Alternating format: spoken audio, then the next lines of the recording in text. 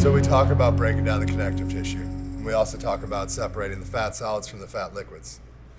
And now why the fat solids from the fat liquids happens at a lower temperature and is absolutely going to happen, and there's nothing you can do from it to happening, right? If you're gonna cook this thing all the way through.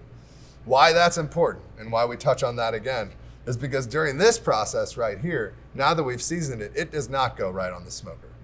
No. This is gonna come from here and it's gonna go in the refrigerator and stay seasoned and start to absorb that seasoning for at least the next 12 hours.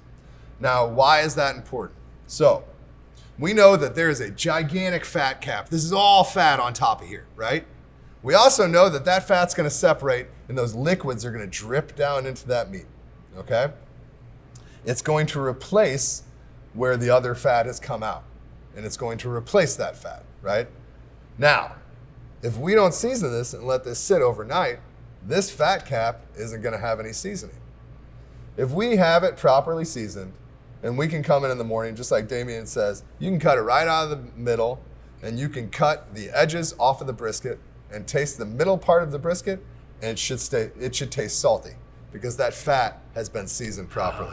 Yes. You know, as long as you let it sit 24 hours or 12 hours or whatever you want and allow that fat to absorb that sugar and salt. I mean, what really happens is the fat starts to get broken down by the salt. The fat exudes a little bit of liquid. It mixes with the sugar and the other spices and starts to absorb those flavors. And that takes time. That doesn't happen just by sprinkling some things on. You need to allow this to sit to really absorb those flavors. And so, you know, again, if you're looking to make a brisket at your house, you gotta have a space in a cooler, in a refrigerator. Yes. You gotta be able to season it. You gotta be able to have a place in your refrigerator that's like, maybe the refrigerator in your garage. Like you're gonna have to take 2 cases of beer out of that refrigerator in order to fit this brisket in there, right? There's no question about it. And so there is like a little bit of, painstaking, we call it a labor of love. So again, we're gonna take this, like we said, we're gonna allow this to sit overnight and season.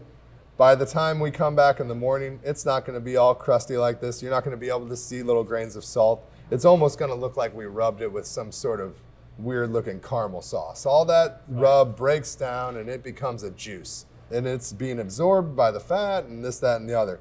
That's an important part of the process. The only other way to fix that is to kind of like let them sit out for about an hour seasoned and you'll kind of get the same deal, but it's not the same. Like letting it sit overnight, it's always gonna be better. We're gonna take this guy and we're gonna put it in the smoker.